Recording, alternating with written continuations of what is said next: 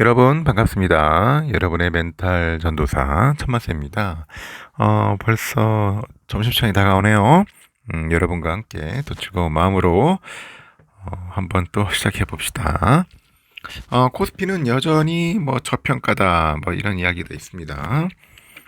반도체 이전 회복 속에 이 정상화가 시동이 되지 않을까 잠시 그렇게 기대를 해보는데, 하여튼 이번 주에 우리 증시는 대형 반도체주의 실적 신뢰성 회복과 기준금리 인상 부담 완화에 힘입어서 밸류에이션 정상화 시도에 나설 것이다, 이렇게 전망을 합니다.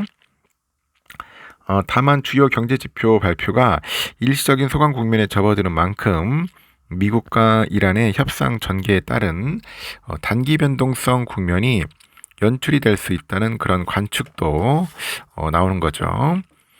지난주 코스피 보니까 전주 대비 719.17포인트 올라서 697.94에 거래를 마쳤습니다.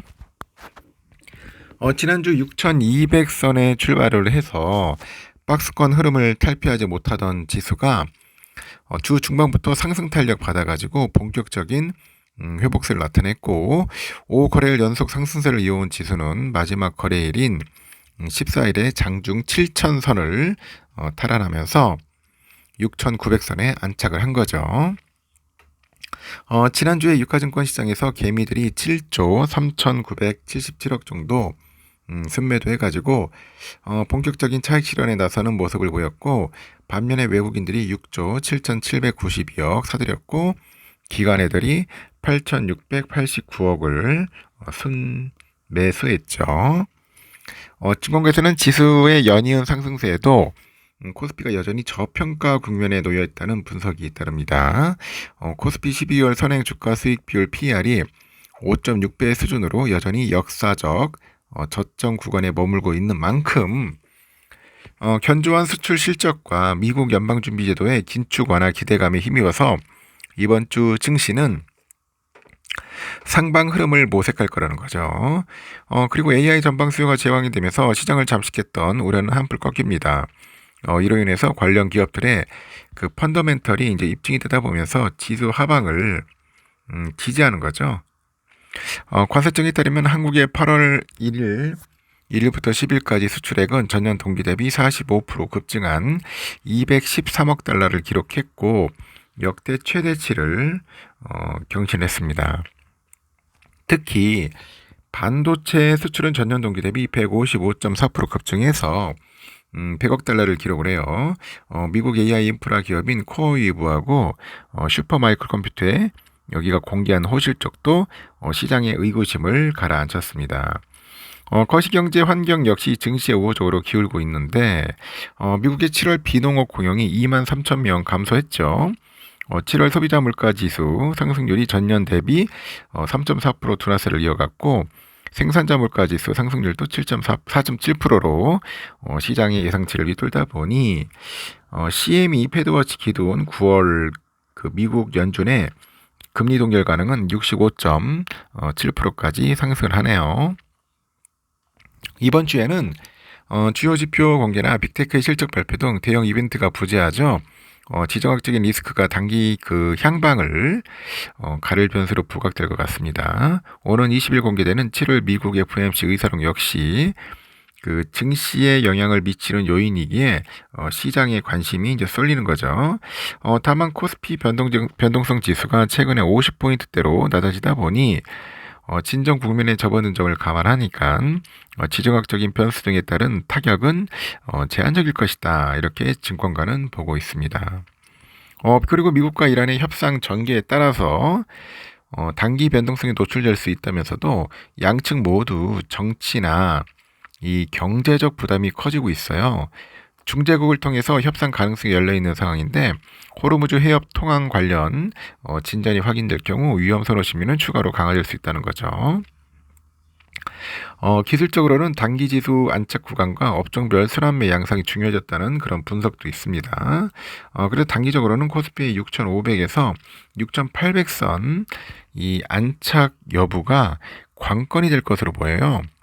지수가 해당 구간으로 무난한 그런 회복 흐름을 보일 경우 1차적으로는 12개월 선행 PER 7배 수준인 8,500선을 회복을 시도할 수 있다는 게 전문가들의 의견이고, 업종별 순환매 흐름이 고개를 들고 있는 만큼 코스피 내 그 단기 순이익 그 비중이 높은 IT 업종에 대한 비중 확대 그런 조언도 잇따르고 있습니다.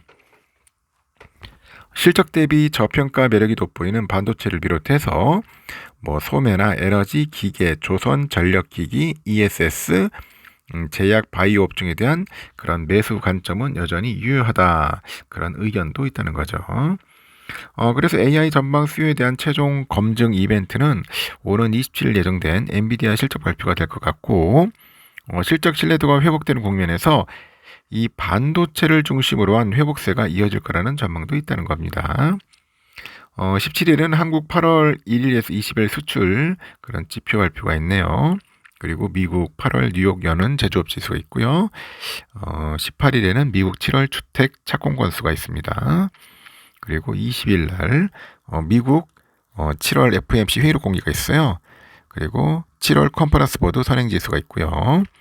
21일에는 미국 8월 S&P 글로벌 제조업 PMI, 그리고 8월 S&P 글로벌 서비스업 PMI, 이런 지표들이 발표된다는 거 참고하시면 좋겠습니다. 20일이 재밌겠네 보니까. FOMC 회의로 공개를 하니까 과연 어떤 내용이 나올지 저도 상당히 궁금해집니다. 그런 이야기들도 있고, 지금 보니까 다양한 이야기들이 있는데, 하여튼 요즘 또 다시 또 B2가 증가하고 있대. 또 B2 반도체주가 또 관등을 하니까 B2가 증가하더라. 삼전 닉스 신용잔고가 급증한다는 그런 이야기가 있습니다. 그래가지고 14일 기준 삼성과 하이닉스의 신용거래융자 잔고는 각각 4조 8,800억, 4조 8,100억 정도 집계됐고, 지난달 30일과 비교를 하니까 삼성전자는 9.4, 하이닉스는 20.9% 급증을 했습니다. 이 신용거래 융자의 잔고는 투자자가 증권사에서 돈을 빌려가지고 주식을 산 뒤 아직 갚지 않은 금액입니다. 이 잔고가 들수록 빚을 활용한 레버리지 투자가 확대됐다는 의미인데, 통상 B2 흐름을 가늠하는 지표더라. 삼성전자 신용잔고는 연초 1조 7,197억 수준이었지만 AI 반도체를 중심으로 해서 반도체 업황에 대한 기대가 커지다 보니 꾸준히 증가를 합니다. 지난달에는 9일에는 5조 5,353억까지 치솟았습니다. 이후 반도체주 조정이 이어지다 보니 잔고가 줄어서 지난 3일에 4조 2,466억까지 떨어졌고, 그러다 이제 또 주가가 다시 이제 반등을 하죠. 신용 잔고도 빠르게 회복을 했습니다. 지난 10일 5조 685억 원으로 다시 5조 원대를 넘어선 뒤에 최근까지 5조 원 안팎에서 움직이고 있다는 거 참고하시면 되겠습니다. 하이닉스도 거의 비슷한 흐름이네요. 다시 한번 얘기지만 여러분, B2는 하지 마십시오. 여기까지 하겠습니다. 즐거운 일요일 보내시기 바랍니다.